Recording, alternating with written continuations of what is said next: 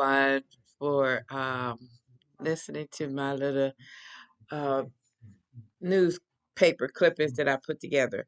This one story right here is very sad to me because I believe I could have saved that child because I remember having this feeling. It was a gut feeling. It was something that told me I needed to go to Tennessee, like now. And I couldn't shake it.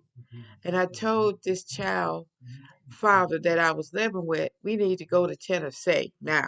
And we was going to go. And he decided not to go because he didn't want to spend the money. He'd rather use the money and get high with. And I told him, we need to go to Tennessee. Now, mind you, I didn't have anybody there in Tennessee I wanted to see. I didn't have no family or nothing in Tennessee. But I lived there for 9 years. And this child was only 6 years old.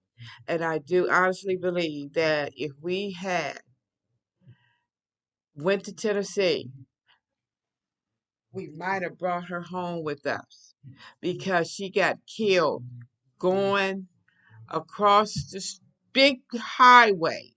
It was big enough for a highway, 50 miles an hour to go, and they said to sell some recycling cans with her brothers.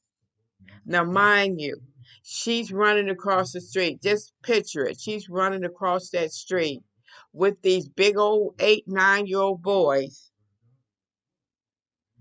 and they leave her.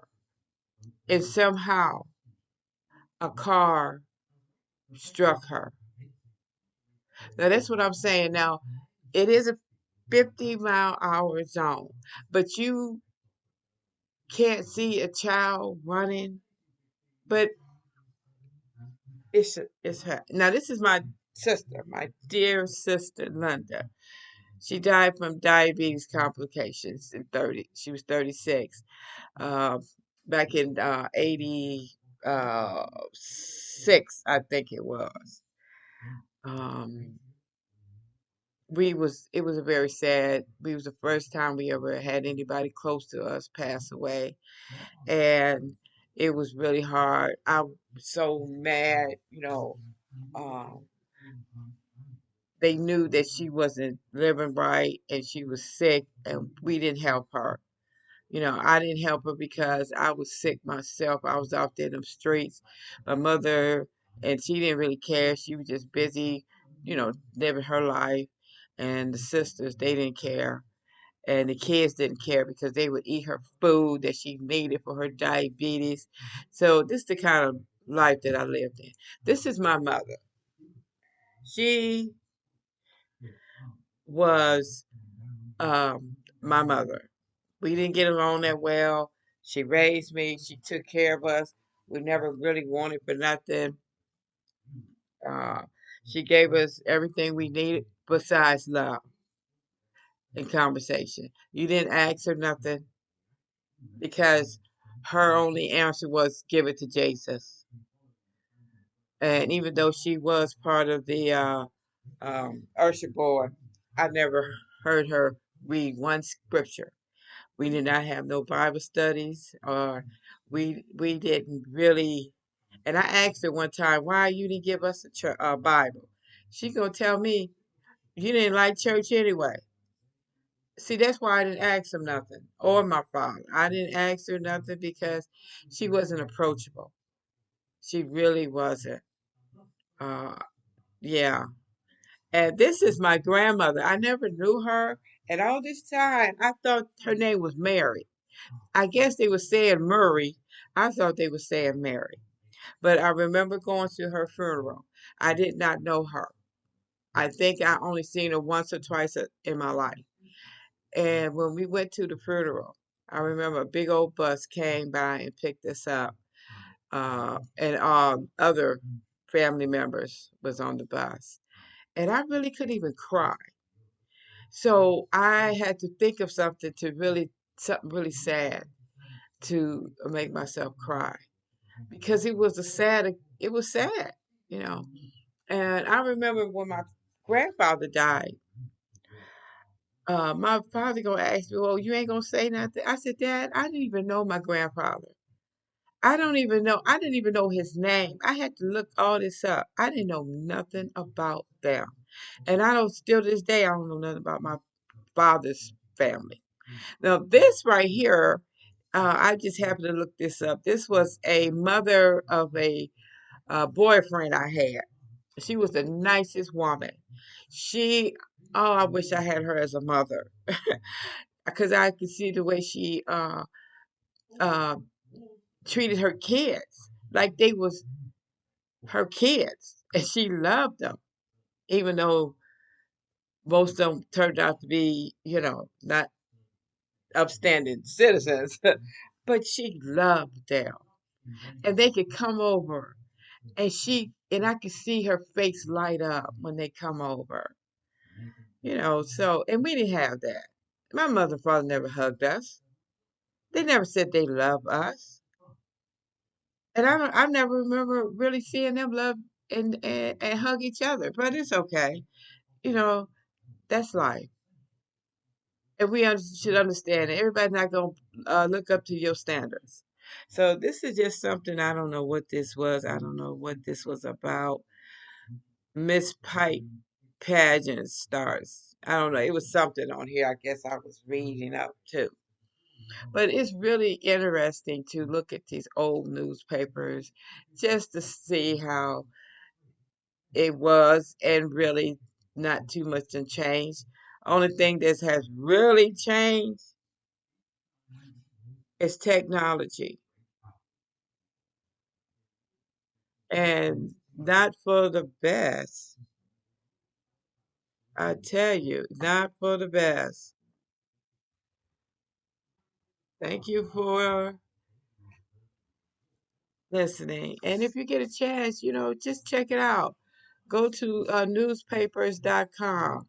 I got some other ones that I got clipped, but they're on my other computer. So I'm going to download them too, because that's how I was able to find out other family members and look them up just to see, you know, how my other family was living, because my father and mother didn't tell us nothing, didn't tell us much. And then when we did go visit for other family members, they didn't talk much. I remember